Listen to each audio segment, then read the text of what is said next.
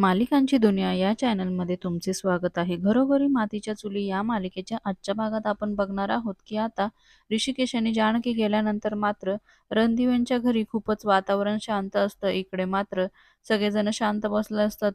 त्यानंतर शर्वरी आईला पाणी देते आणि ती फारच टेन्शनमध्ये असते. तेवढ्यात इकडे मात्र सारंगही रडत असतो आणि इकडे आता शर्वरी विचारते की गुलाब दिसत नाही, कुठे गेला आहे तो? तर तेव्हा सारंग सांगू लागतो, तो जरा घरी गेला आहे, घरी जाऊन आलो असं म्हटलं.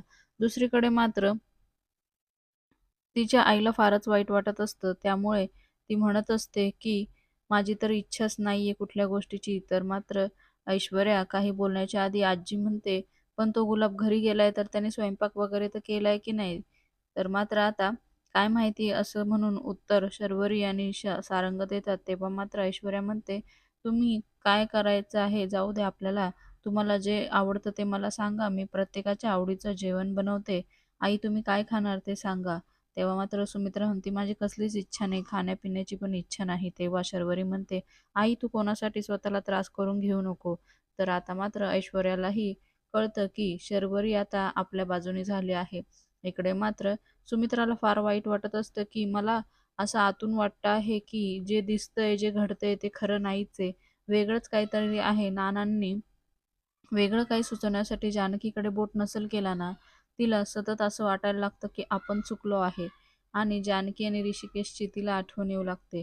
त्यानंतर मात्र शर्वरी तिला म्हणते, आई तू स्वतःला त्रास करून घेऊ नको.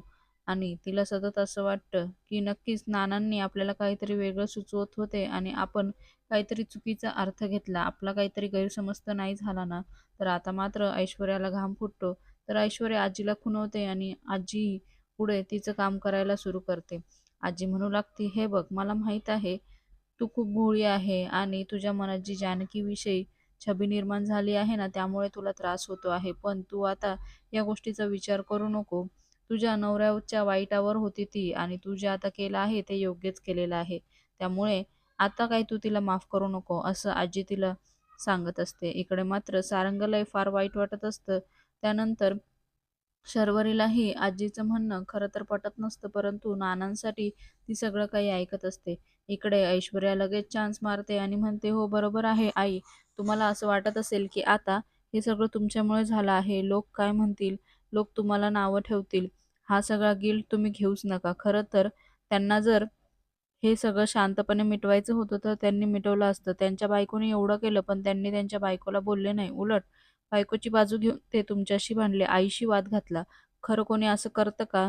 तुम्ही ना खरंच त्यांना कधी माफच करू नका, असं ऐश्वर्या सुचवते. मात्र आता सुमित्राला तिचं म्हणणं पटत नाही. त्यामुळे सुमित्रा तिथून निघून जाते.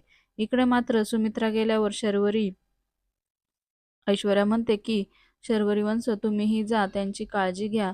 आणि तेव्हा मात्र तीही आईच्या पाठोपाठ जाते. तेव्हा इकडे सारंग रडू लागतो आणि सारंगला रडताना बघून आता पुन्हा ऐश्वर्या आजीला खुणवते.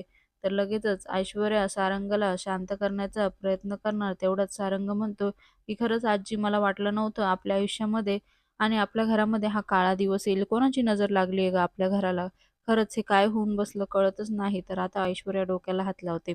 इकडे मात्र ऐश्वर्या सारंगची आता समजूत काढू लागते की खरंच तुम्ही विचार करू नका आणि ते चुकीचे वागले आहे, मग आपण काय करणार? त्यांना जो वाद कमी करायचा असता तर ते घरातच राहिले असते, पण त्यांना वाद वाढवायचा होता, त्यामुळे ते घर सोडून निघून गेले. आणि आता मात्र सारंगही तिथून उठून निघून जातो. त्यानंतर मात्र आता आजी आनंदाने ऐश्वर्याजवळ जाते आणि ऐश्वर्याचं कौतुक करू लागते. परंतु आजी म्हणते, पण त्यांच्याकडे एवढा पैसा नक्कीच आहे की ते स्वतःचं एक घर बांधतील. तेव्हा मात्र ऐश्वर्या म्हणते, नाही बांधू शकत ते. मी त्यांचे पंख आधीच छाटून टाकलेले आहे. आणि त्यामुळे आता आजीच्या लक्षात येतं की ऐश्वर्याने पुन्हा काय केलं आहे. बाहेर पडल्यावर मात्र आता ऋषिकेशला कंपनीतनं फोन येतो आणि त्यांचे अकाउंट फ्रीज झाले आहे असं त्यांना कळतं. त्यामुळे आता ऋषिकेशचा खूप संताप होतो. तो म्हणतो, जोशी ते माझे पैसे आहे, तुम्ही हे असं करू शकत नाही. ती बाई काय आता इतक्या खालच्या पातळीला गेली आहे का? ठीक आहे, बघून घेईल मी. हा ऋषिकेश ऋणदिवे काय करू शकतो ना हे तुम्हाला कळेलच. आणि असं म्हणून रागातच ऋषिकेश आपला मोबाईलही फेकतो आणि त्याचबरोबर आपल्या वॉलेटमधले कार्डही काढून त्याचे तुकडे करून तो फेकतो. इकडे मात्र ओवी आणि जानकी घाबरतात आणि काय झालं म्हणून विचारू लागतात. ओवी ही पळत जाऊन आपल्या बाबांचा मोबाईल आणून देते. त्यानंतर आता ऋषिकेश मोबाईल खिशात ठेवतो, परंतु तो खूपच आता टेन्शनमध्ये असतं आणि ओवी विचारते, "बाबा, मग आता आपण कुठे जाणार आहोत? आपलं घर आहे का दुसरं?" मात्र आता ओवीच्या प्रश्नांची काय उत्तरं द्यावं हे त्याला कळत नाही. तो ओवीला समजावून सांगतो, "हे बघ ओवी, आपलं आत्ता तरी दुसरं घर नाहीये, पण आता आपलीच फॅमिली आहे. त्यामुळे मी तुमच्या दोघींची इतकी छान काळजी घेईन ना, तुम्हाला काहीही कमी पडू देणार नाही आणि सगळं काही मी शून्यातून उभं करेल. तू काळजी करू नकोस. एक बाप आणि एक नवरा म्हणून मी माझे सगळे कर्तव्य पार पाडेल." असं तो त्या दोघींना सांगतो आणि दोघींनाही प्रेमाने जवळ घेतो. हे मात्र तिथं उभे असलेला गुलाब ऐकतो आणि त्याला फार वाईट वाटत असतं आणि तो स्वतःचे डोळे पुसतो. पण पुढे ओवी विचारू लागते, "पण बाबा, आत्ता आपण कुठं जायचं आहे?" तर तेवढ्यातच लगेच गुलाब मागून आवाज देतो, "माझ्या घरी चला." आणि हे ऐकलं सगळेजण त्याच्याकडे बघू लागतात आणि तो विनंती करतो, की "दादासाहेब, वहिनीसाहेब, तुम्ही माझ्यासोबत चला." परंतु ऋषिकेश त्याला नकार देतो. तो म्हणतो, "हे तुझं मोठं मन आहे, तुझा मोठेपणा आहे, पण आता मला खरंच डोळे उघडलेले आहे. मला कोणावरही भार व्हायचं नाही." तर तेव्हा गुलाब म्हणतो, "भार?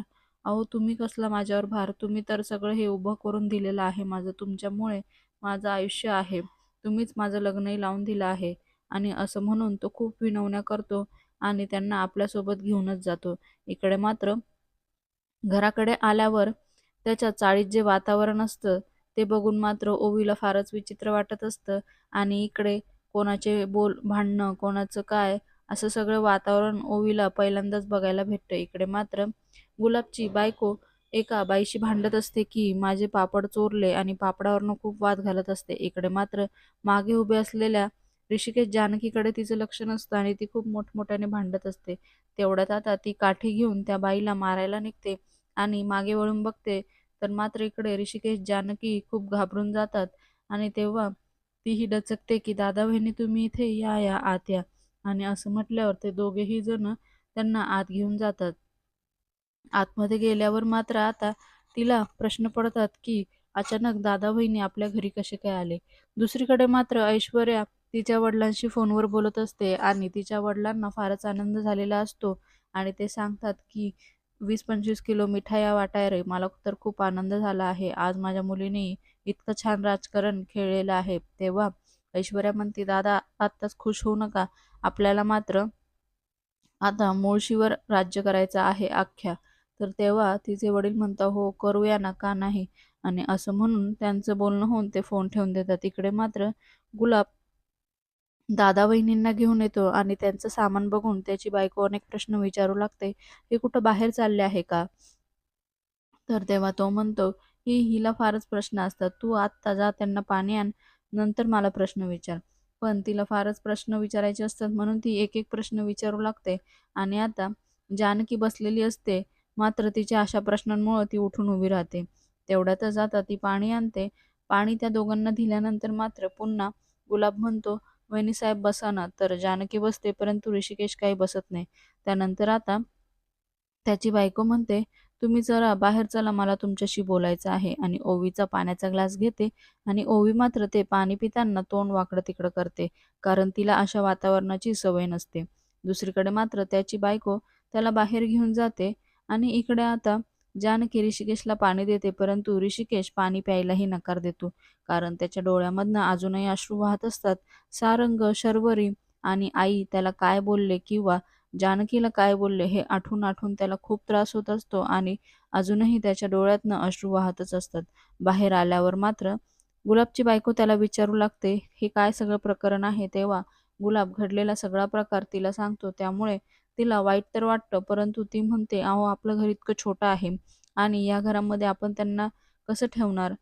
आणि खरं तर आळस द्यायला गेलं तरी आपले हात दोन्ही भिंतीला लागतात. इतकं आपलं घर छोटं आहे आणि आपण त्यांची जबाबदारी कशी घेणार?" तर तेव्हा तो सतत म्हणतो, "हळू बोल, हळू बोल." आणि आज त्यांनी आपल्यावर जे काही उपकार केले ते विसरले का?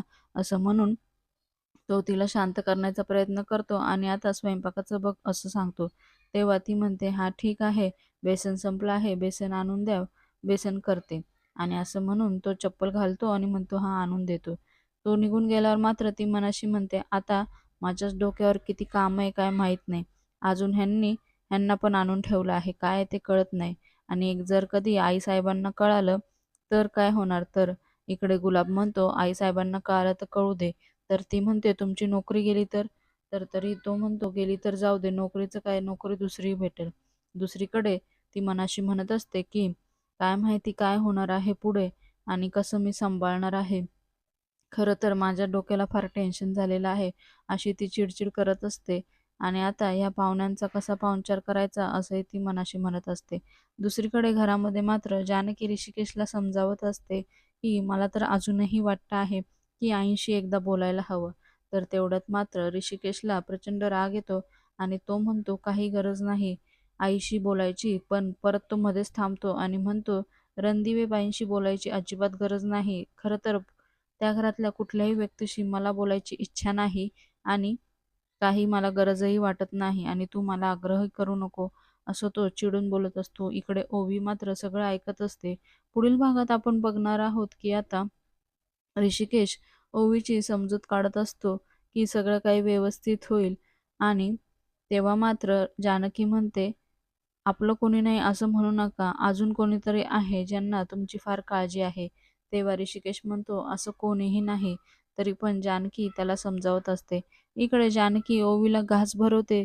तेवढ्यात मात्र ओवीचं लक्ष दरवाजाकडे जातं आणि ती जोरातच सौमित्र काका म्हणून ऋषिकेशचं लक्ष आवाज देते. दरवाजाकडे जातं. त्यांना दरवाजामध्ये सौमित्र आणि अवंतिका दिसतात आणि हे बघून मात्र आता सौमित्र आणि अवंतिकाला फारच वाईट वाटतं की जानकी वहिनी आणि ऋषिकेश दादावर ही वेळ आली आहे. मालिकेच्या येणाऱ्या भागांमध्ये आपण बघणार आहोत की आता ऋषिकेश सौमित्रबरोबर जायला तयार होईल का, किंवा घरातल्या सगळ्यांचा रागही तो आता सौमित्रवर काढेल, किंवा सौमित्र त्याला आपल्यासोबत घेऊन जाण्यामध्ये यशस्वी होईल का, हे येणाऱ्या भागात आपल्याला बघायला मिळणार आहे. मालिकेच्या अशाच नवनवीन भागांसाठी आपल्या चॅनलला नक्की लाईक करा, शेअर